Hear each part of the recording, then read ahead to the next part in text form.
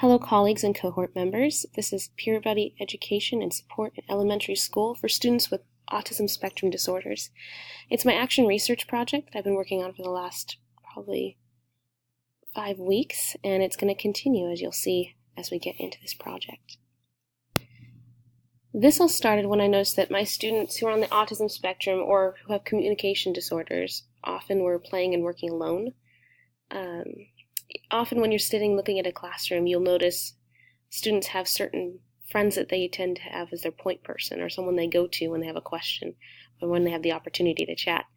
But I noticed that my students who didn't have those innate communication skills were not finding those point people and didn't seem to have specific friends they gravitated toward. In fact, a couple of my students couldn't name a single friend in their class, and this was heartbreaking for me.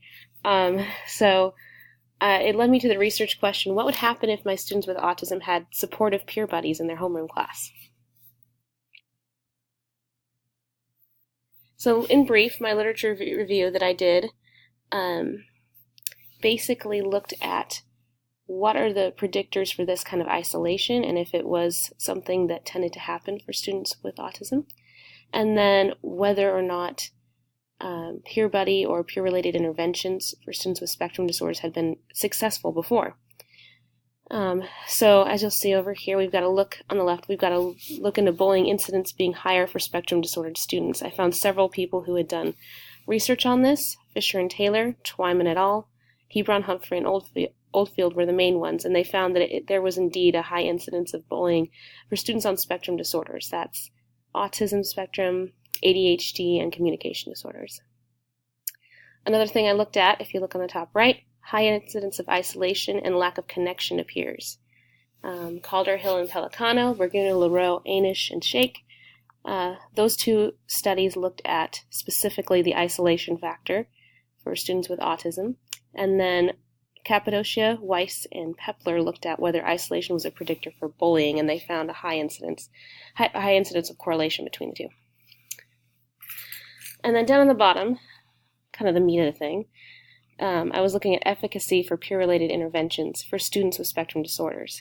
And I found several for whether or not it was helpful as a class-wide intervention for younger students. But there was very little about actual peer buddy programs or systems for elementary students. That was mostly done and researched at middle and high school level. So as you see, we have class-wide ones where Ezemel and Bond, Simpson and Boy, Ward and A. Vazo. Those three looked at class-wide systems for like kinder through fifth. And then peer buddy systems for older grades were Bradley, Amin and Oaney, Lashy and Heflin, and then last but definitely not least, Banda, Hard, and Lugitz. That last one was what I sort of fashioned my third data collection method after, because they were looking at the incidence of social interaction and whether students initiated interaction with their peers and responded to interaction. Now, to explain my intervention, this is basically how it went for the last 4 weeks. I had 3 peer buddies, or 3 focus students who were either on the autism spectrum or had communication disorders, and then 4 peer buddies, because one focus student had 2 peer buddies. The 3 focus students were 1st grade, 2nd grade, and 5th grade.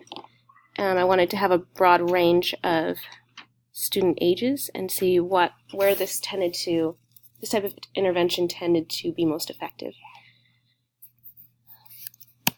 The intervention went on for 4 weeks, and it included specialized instruction.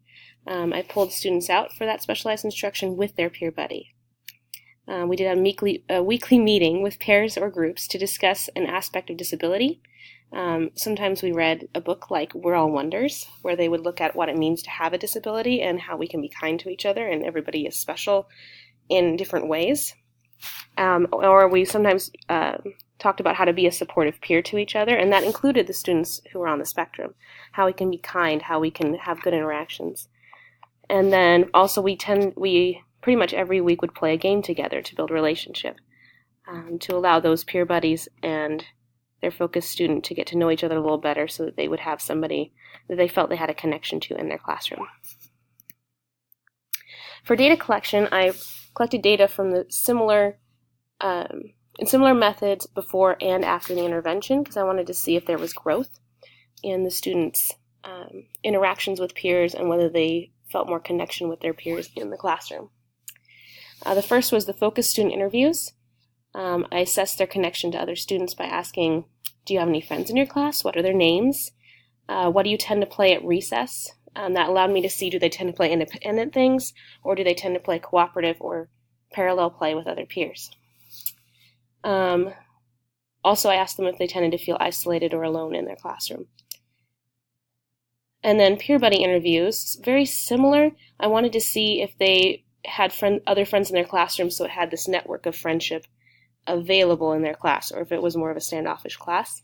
I also wanted to know whether they knew anything about having a disability or being a peer buddy, what it would be like. So I knew kind of what I needed to do in the intervention itself, and I could see if what I was doing caused growth for them to be an effective peer buddy. And the final way was observations. Those were very important because I wanted to see if the student was able to initiate social interaction and also reciprocate social interaction with peer buddies, and whether they felt comfortable going to their peers, whether they were interacting with peers and forging those relationships and connections. So the results. As you can see, so for the social interactions from the observations, in our pre-intervention, the first student said something to somebody once. The second student said something to somebody twice. And the third student said something once. Post-intervention, all the numbers went up significantly except for student 1. This student is a first grader, and I found that their communication disorder impacted them significantly in their ability to show this type of growth. So this is going to take a little bit longer for this student, I believe. And so I'll take more data later, probably in a month or two, and see then if it's effective for the student. I also noticed that peer initiations of social interaction went up significantly for all students. We were able to see, now it's right here, you were able to see that the students seemed to be either, I don't want to say more accepted, but their peers definitely talked to them more and tried to play with them more at recess during that time. And then their responses, that means the peer said something, they said something back. At first, the student too was the only one that said anything back to a peer. The others just stood there or walked away. When we got to post-intervention, they all responded at least sometimes to their peers. And finally, peer responses to the social interactions from the student. So if the student said something, the peer said something back. This happened very little in the pre-intervention, often because the student wouldn't get the attention of the peer before they said something, or they'd go up to a random peer who they didn't have a relationship with, and the student would kind of go, okay, and walk away. After the intervention, we still had student 1, again, not really initiating much for their peers. Right there, only initiated once and didn't get their attention still, so they didn't get any interaction back from a peer. However, the other 2 students did have peer responses. They got their peers' attention and moved forward with their interactions. Another cool one, what do you do at recess? Independent play, one identified parallel play, and one actually said tag, which is cooperative play. But after intervention, 2 of them said cooperative play items like played zombies, played tag, we did hide and seek, so they had cooperative play with peers. Only one of them identified parallel play, which is, taking turns on the slide or something like that, where they're not interacting, but they're working with peers.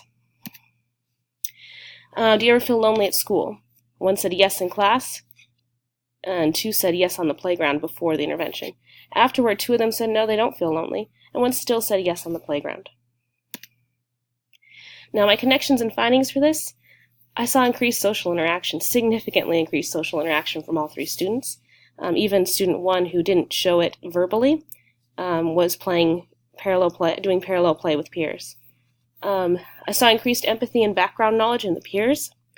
One of them started out already knowing something about disabilities, having a family member that had a disability, but the other 4 peer buddies didn't really know too much, or maybe didn't know anything. And finally, noticed that after the intervention, they seemed to all have some background on what it meant to be a peer buddy. I'm going to continue this intervention. I'm going to expand the program to more students, and I'm going to beef it up and include more teachers. I need a longer intervention period before the next data collection because I really need to know if that is effective for some students that it takes longer to have effect for. And then finally, are you doing anything like this? Something similar in your classroom? Do you have a student that could use a peer buddy? Let me know. I'd love to get data from another setting and find out whether this is an effective thing across other settings. So thank you for listening. Have a good week.